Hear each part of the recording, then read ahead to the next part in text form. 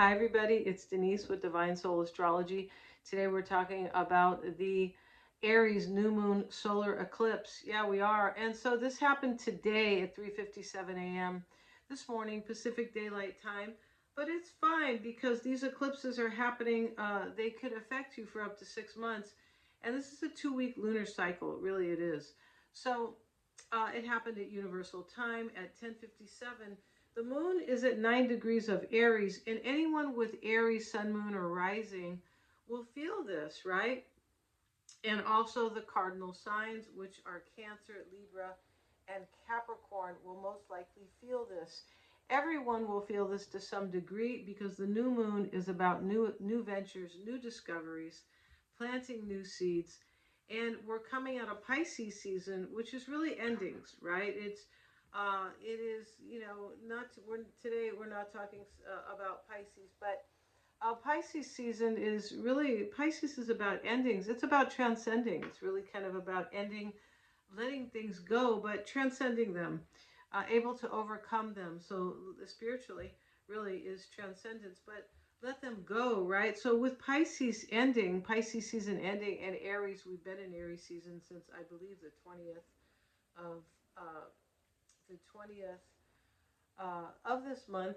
With that endings, we always have new beginnings, right? So the eclipse will invoke a sense of wonder and awe, and I don't mean if you're just looking at it. I just mean uh yeah, and it can bring us more empathy and more compassion. I know I'm feeling more compassionate, right? Don't you guys see me being a little nicer here? And this eclipse can cause us to be adventurous, right? Aries represents the Fool in the tarot, and this is the archetype of Aries: adventurous, risk-taking, spontaneous, and courageous. And so Aries is not, it's not really concerned with what if things don't work out, right? I'm just going to go and do this. I'm going to trust in it. Interesting too, because Aries, is based on the first house, the life houses. And so the first house is the same thing as your rising sign and your ascendant. And so how you're rising up when you're born, right? When you're first born. So Aries is really kind of the child, we can say, which is always adventurous and risk-taking, right? At least spontaneous, at the very least. So we'll want to get out and enjoy ourselves and have more fun. And the new moon can bring good luck.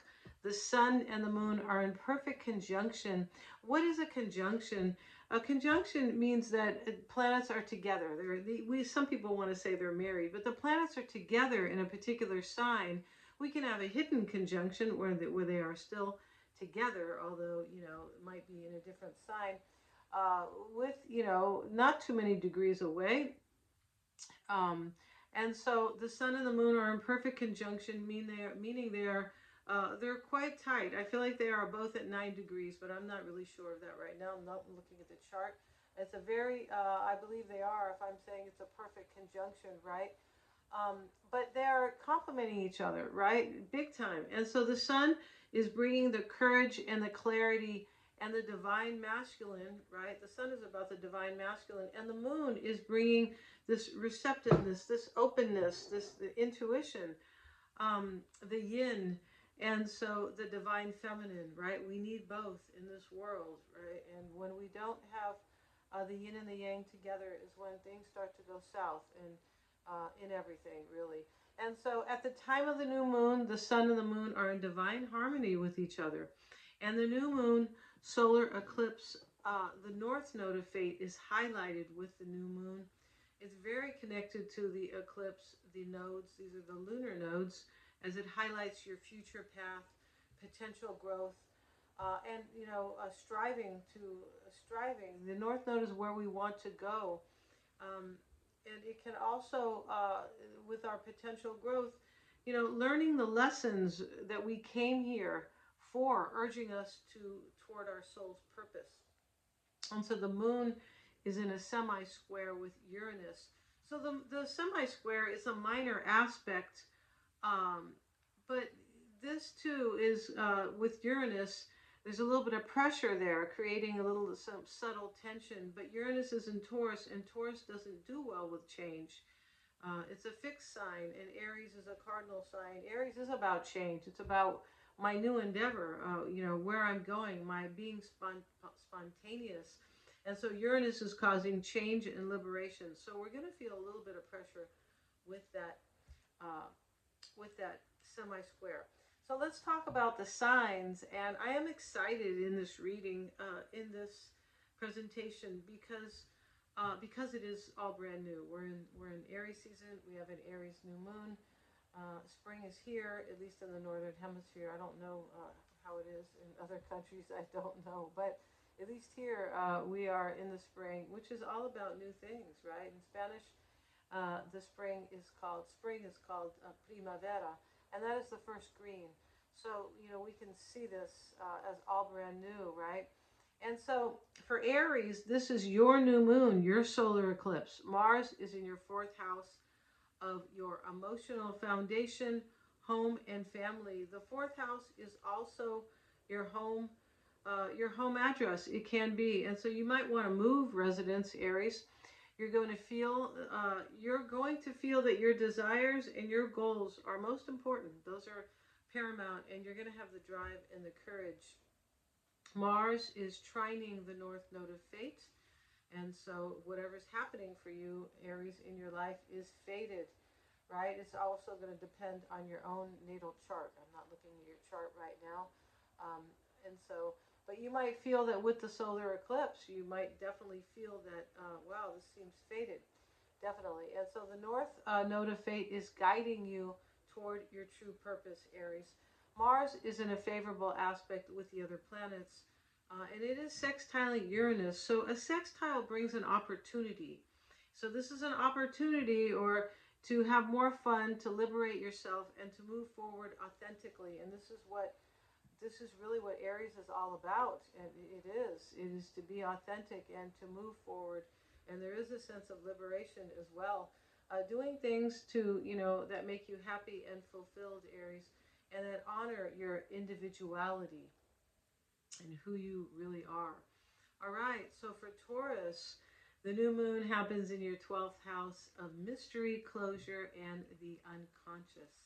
The 12th house is also the house of creativity, intuition, fantasy, photography, fantasy, and the ideal, and bed pleasure. And why is it the house of the ideal? Because Pisces rules the 12th house, and that is where the eclipse is happening for you, Taurus. And the 12th house is the most mysterious house. It is the house of the unconscious as well. And so Venus, your ruling planet, Taurus, is in Pisces, your 11th house of the future. You're going to feel changes. Venus is retrograde until the 12th, but it's part of a powerful stellium in your 11th house of the future. So you're creating something. At the very least, you'll want something new. The 11th house is where our hopes and wishes live. Believe in those hopes and wishes, Taurus, as Venus is in a tight conjunction with Neptune, and Neptune wants us to believe that nothing is impossible. So when Venus goes direct, on the 12th, you're going to feel better, and you're going to feel better. And so Mars, the ruler of the new moon eclipse, Taurus, is in your 3rd house of goals and willpower. Mars is already about goals, basically, or how can I hit my mark? How can I get there? Or it's not really how, but I'm going to do it. I'm doing this, right? That's what cardinal signs represent as well. Mars, Aries is a cardinal sign. So you're going to have a lot of willpower, and you're going to be following those goals, whatever they are. Trust in yourself, Taurus. The stars are in your favor. So new goals and new ventures can be easier to achieve during this cycle and also within the next 6 months, because eclipses can last up to 6 months. So let's talk about Gemini now. In Gemini, the new moon eclipse is in your 11th house of the future. It's not only the future. The 11th house represents social groups, friendships, any kind of clubs you're in, any kind of groups or networking that you kind of vibe with, right? The 11th house is about surprises and unexpected change. It's also about how we liberate ourselves. It's about uniqueness. And so you might not see something coming, though, because of this kind of unexpected aspect of the 11th house. You might not see something coming, bringing in some unexpected change for you, Gemini. You might feel a little bit of instability during the cycle of the eclipse. Uranus, the planet of unexpected change and surprises, is in Taurus, your 12th house of ending. So I feel like some type of change is bringing an ending in for you, Taurus. Gemini. Yeah, I beg your pardon. So the moon joins forces with Mercury, your ruling planet, during this transit. Mercury has moved to 0 degrees of Aries, and so prompting a new beginning, a new adventure for you. You're seeing your path forward, Gemini, with more hopeful and more mystical. Yeah, and Mercury in the 11th house is communicating to you what you need to move forward. Uh, what you need to, how you need to do it. Mercury is about our information. So the sun is giving you the clarity as well. And with Mercury retrograde at this time, you should have full clarity when Mercury goes direct on April the 7th. Gemini. Mercury is also the ruler of your fourth house, which is in Virgo. So Mercury opposes the South Node, bringing change. The South Node is in Virgo. Wow. Bringing change, more change. It can be from learning from the past, right, and letting things go. Can also be karmic or from past lives. Yeah, definitely. If you believe in that type of thing, right? A lot of people who watch astrology do. But you have support, Gemini, because the North Node of Fate is in a hidden conjunction with your Mercury. Yeah, with your planet Mercury. All right, let's move on to Cancer. Cancer, the moon is your ruling planet. So you're going to feel every new moon or every full moon. I feel like you will, right? You do. My son is a Cancer, so I know this to be true. Yes. And so and you're going to feel this in your 10th house of authority and ambition. This is your career. This can be about higher ups, bosses, can be about uh, leadership, right? Your own or it can also be about your um, father figures. So if you're not working for some reason, or you're retired, then this can be about what you do in the world or how others see you in the world. Mars, the ruler of the new moon eclipse, is in your sign, so you're going to feel it for sure. And Mars is aspected favorably with the lunar node of fate, which is connected to the moon. These are lunar nodes, right? Um, and so the lunar node is in this north node is in your house of faith, beliefs, and expansion. So this is, I feel like the Aries season is going to be very good for you. I feel like it is. And this new moon eclipse helping you out, Cancer. I feel like it is. You're seeing your path to the future with faith and enthusiasm. All right. So for Leo, the sun is your ruling planet, and the sun and the new moon eclipse, the sun and the new moon are in another fire sign. So you're going to feel this. This is happening in your ninth house of faith, spirituality, and expansion. This is the house that Sagittarius rules. But Mars is actually ruling your ninth house. So we have kind of a combination of Aries and Sagittarius, but these are both fire signs. Yeah, the ninth house is, uh, naturally, the it is the sign. It is the house of Sagittarius for you, ruled by Mars. But the ninth house is also about education and travel. It's a good time for you to plan a trip, or it's a good time for you to go on one. Yeah, the sun is in a perfect conjunction with the moon. This can be about a good time for you to learn something as well, Leo. It could to start a new study course. Um, and so the sun is in a perfect conjunction with the moon, joined together as allies. That's what they are, joined together. Conjunctions are allies, right? This is natural with the new moon. The ruler of the eclipse is in your 12th house of endings. Uh, mm-hmm.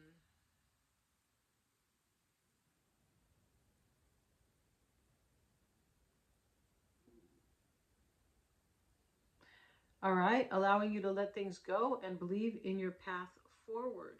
Yeah, because the ruler of the eclipse is Mars. Just checking myself here. The ruler of the eclipse is Mars, and Mars is in Cancer in your 12th house, Leo. So we're all good here. We're on track, right? This could be a good time to study, as I mentioned, um, or anything really, to study anything. Perhaps spirituality, but philosophy. It's a good time to study anything, or perhaps allow spirituality into your life in some way. You're going to feel driven, Leo, driven and confident, and this can have to do with your money, joint finances, shared resources, things like that, real estate, and also intimacy. Yeah, intimate relationships. All right, and let's talk about Virgo now. Virgo, this is happening in your 8th house of regeneration, intimacy, and shared resources. It's also the house of power and fear, secrets, and the taboo. It covers real estate as well. And Mercury, your ruling planet, is conjoined. It's together. It's in a conjunction with the sun and the moon. Your planet Virgo is at 0 degrees of Aries, just dipping its toe into the sign of new beginnings and new ventures. It's almost like Mercury is testing the waters for a new venture, or kind of looking around and what do I want to do here? And so it's also retrograde. But once Mercury goes direct on April 6th, you may just go ahead and dive into something, Virgo. You might have the last bit of information that you needed. Mercury opposes the south node of the past in your 1st house, which is your sign. Your 1st house is your sign. And so for some of you, you could be healing from something, as Chiron is part of the stellium in Aries. Maybe you are healing from something. It doesn't have to be healing a major disease or anything like that. It can be overcoming something, overcoming anything that is maybe had you feeling maybe inadequate or anything. It could just be some type of, it could be a little habit, you've been biting your nails or something like that. But it's about improvement, really. Chiron is about, it's about overcoming our sensitivities and our vulnerabilities. And so, yeah, Mars, the ruler of the eclipse, Virgo, is in your 11th house of the future.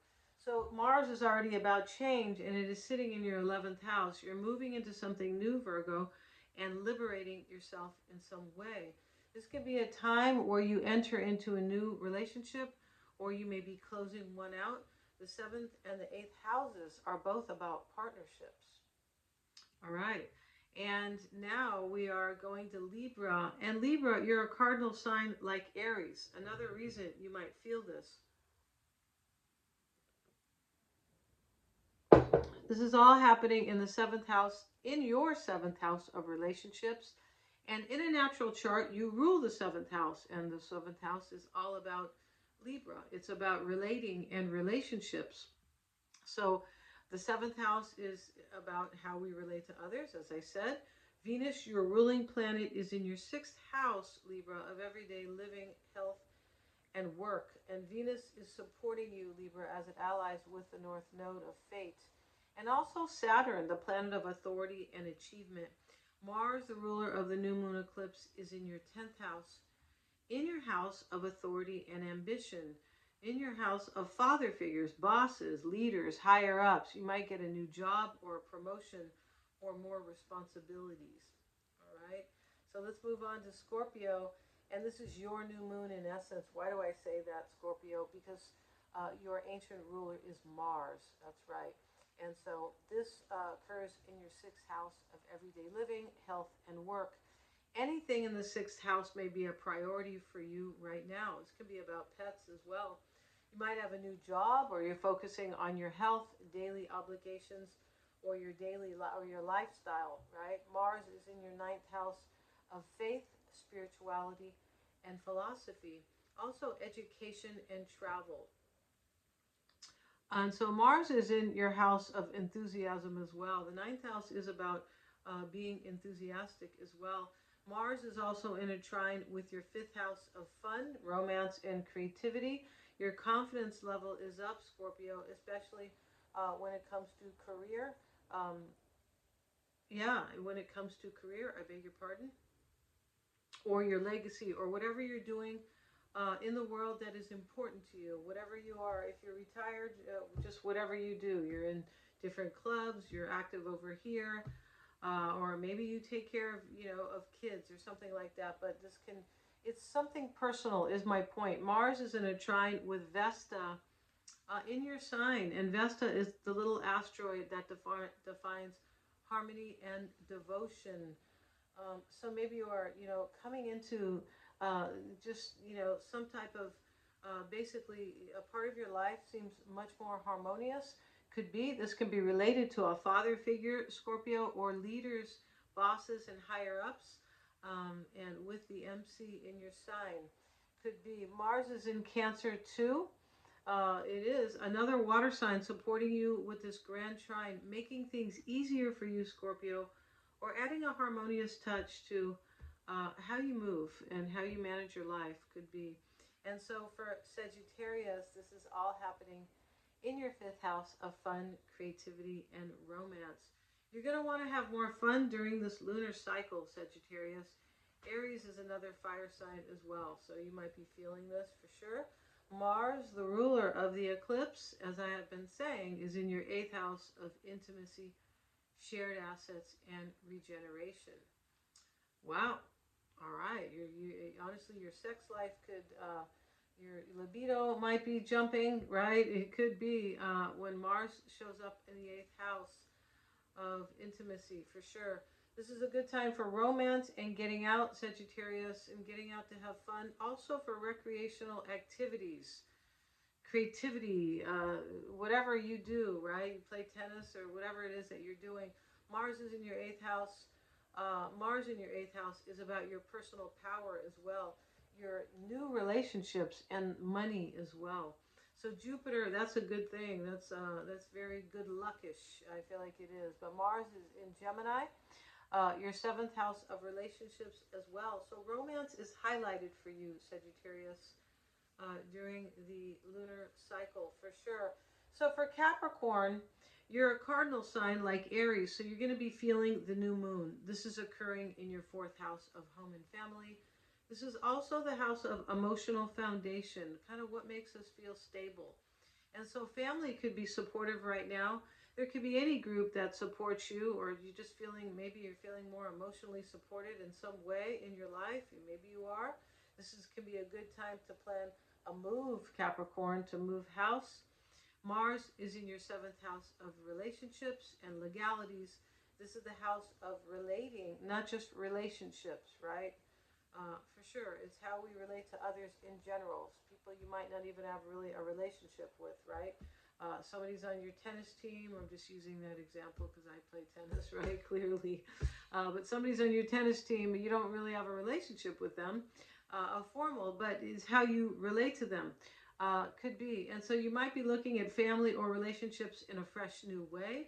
Mars is trining your 11th house of the future. So you're seeing something differently and moving toward it.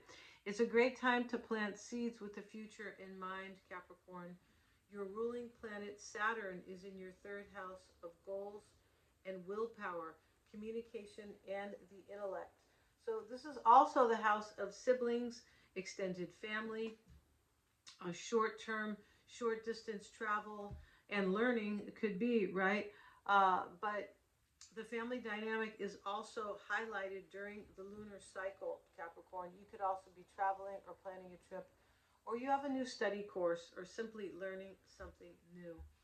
And for Aquarius, this is happening in your third house of goals and willpower. This is about siblings, the neighborhood sometimes, extended family, short distance travel, and education. Mars is in your sixth house of daily living.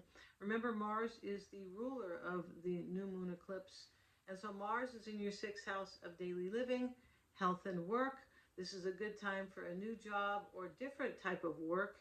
And you might be taking on more responsibilities in your current job, as Saturn, your ancient ruler, is in your second house of earned income, resources, and values. The second house is also about your self-esteem, your own value, your self-value. And so this is faded, Aquarius, because Saturn is in a tight conjunction with the North Node of Fate, which is also very much connected to the new moon. Mars is trining your house of the future, And Saturn is also, yeah, your ancient ruler. I thought I missed that. But Mars is trining your house of the future, trying to make things easier because they happen in the same type of signs, either water signs. These trines are in water signs, they are. Um, and so Mars is in Cancer. Yeah, and so trying to make things easier, they do because they are of the same element. They come from the same family, basically. This is also the house of social groups, the 11th house of the future, and unexpected change. You may experience some type of unexpected change in your life. Uranus, your modern ruler, is in Taurus in your fourth house of home and family and emotional foundation.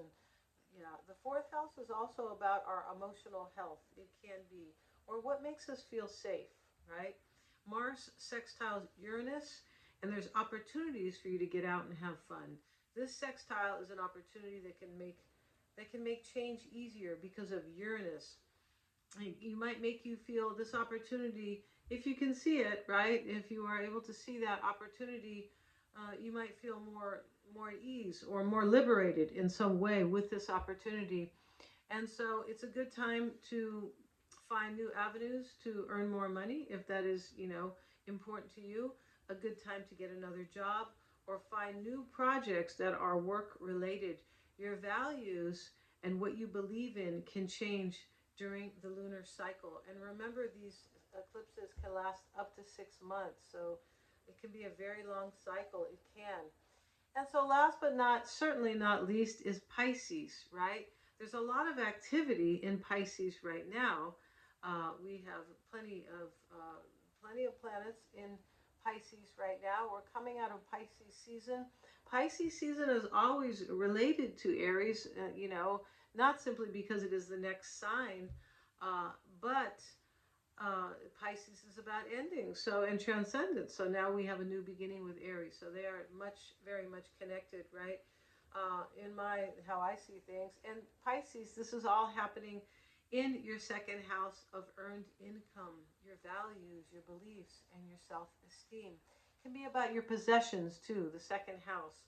So Mars, the ruler of the eclipse, is in your fifth house of romance, creativity, and fun. Getting out and having fun could be really important. Jupiter, your ancient ruler, is in your fourth house of home and family and emotional foundation. It's a good time to plan a move and also to believe that you have support, that the universe has you, Pisces, and that there is support from a higher power. Neptune, your modern ruler, the planet of the unconscious and intuition, is at 29 degrees of your sign, putting pressure to let go of something, let something dissolve, let something close out, or leave something behind. Neptune is opposing your planet, right? Is opposing the south node of the past. Again, like urging you to leave something behind that no longer suits you, that may have to do with relationships or the way you see them or the way you relate to others, possibly. Mercury is conjunct Neptune, your planet of the unconscious, giving you information you need. Mercury is a planet of information. In a nutshell, giving you the information you need, with Neptune giving you your intuitive insight. Yeah. And there is a grand trine. Remember I said trines make things easier for us. There is a grand trine making things much easier for you, Pisces. This grand trine is in the water signs, yours, Cancer, and Scorpio. And your life is expanding. Yeah, trines can bring good luck as well because they make things easier, which, hey, um, and so your life is expanding and there may be more opportunities for you to earn more money. You're going to be feeling really good, I believe, overall during this eclipse season. And so thank you so much for watching. If you'd like to get a psychic reading with me, an astrology reading, please see the description box below. Yeah, thanks so much, you guys. Please give a thumbs up. It really helps the channel. Remember to like, share, and subscribe, and have a great day.